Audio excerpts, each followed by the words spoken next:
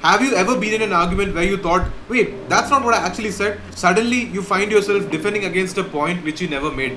This frustrating experience is called the Strawman Fallacy. It's like someone builds a fake version of your argument, one that's weaker and easier to knock down. But why do people do this? How does this affect our conversations? And what can we do about it? Let's deep dive into the psychology of this common fallacy with real world examples that you have probably experienced firsthand. The Strawman Fallacy is when someone distorts, exaggerates, or oversimplifies another person's argument to make it easier to attack. Instead of engaging with the real argument, they argue against a fake or strawman version of it. Think of it like this. Imagine you're having a conversation and someone builds a scarecrow, a weak, fake version of your argument. They knock down that scarecrow and claim victory, but they never touched your real point. There are a few reasons why people use the Strawman Fallacy, and not all of them are intentional. So let's break it down. So the first reason is simplifying complex issues. Some topics are complicated and it's easier to oversimplify them to make them sound wrong. For example, original argument. We need to spend more on renewable energy to combat climate change. The Strawman response.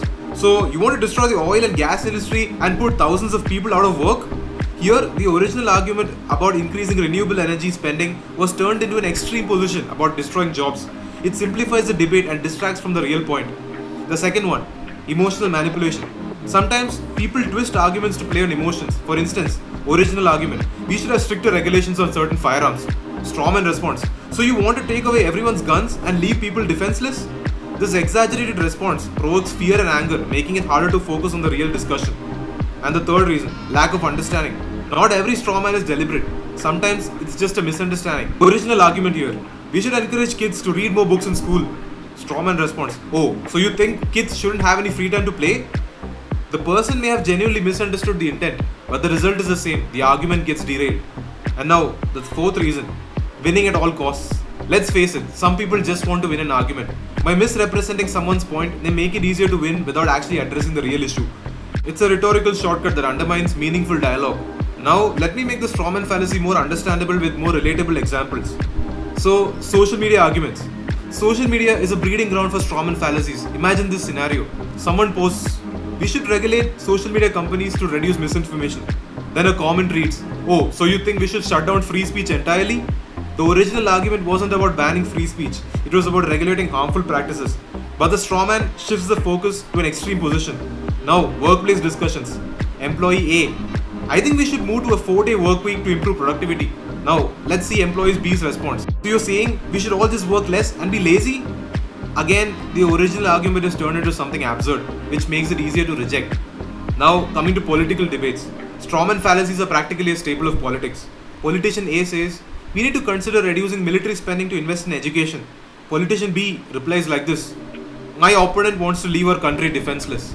By creating this exaggerated version of politician A's argument, politician B avoids addressing the real issue, that is, how to balance spending. Now that we know what the Strawman fallacy looks like, how can you spot it and respond effectively? First, listen carefully. Pay attention to whether someone is addressing your actual argument or a distorted version. For example, if someone says, oh, so you're saying X, and you didn't say that, clarify immediately. The second way is stay calm. Strawman arguments can be frustrating, but reacting emotionally can make things worse. Calmly point out the misrepresentation like this. Actually, that's not what I said. My point was, and then say the actual point that you're making. And then the third one, ask for specifics. Challenge the person to focus on your real argument. For example, you can say like this, can you explain how my point leads to the conclusions you're making? This shifts the burden of proof back to them. And now, fourth one, use examples to clarify. If your argument is being twisted, use examples to bring the focus back. For instance, let's look at this. The original argument. We should reduce screen time for kids. Strawman argument. So you're saying kids shouldn't use technology at all? The correct response could be, no, I'm saying too much screen time can be harmful. For example, studies show how it impacts sleep and attention spans. So this is how we can approach. The Strawman fallacy isn't just an annoying debate tactic, it has real world consequences. It creates division, shuts down productive conversations and spreads misinformation, whether it's in politics, relationships or casual discussions. Strawman arguments stop us from understanding each other and finding common ground. Now that you know what the Strawman fallacy is, you'll start noticing it everywhere. From social media debates to political speeches, by recognizing and addressing it, we can have more meaningful conversations and avoid being drawn into pointless arguments. So, what's the most frustrating strawman argument you have ever encountered? Share your story in the comments. And if you guys enjoyed this video, please leave a like, share and subscribe to this channel, and I will see you guys in the next video. Peace.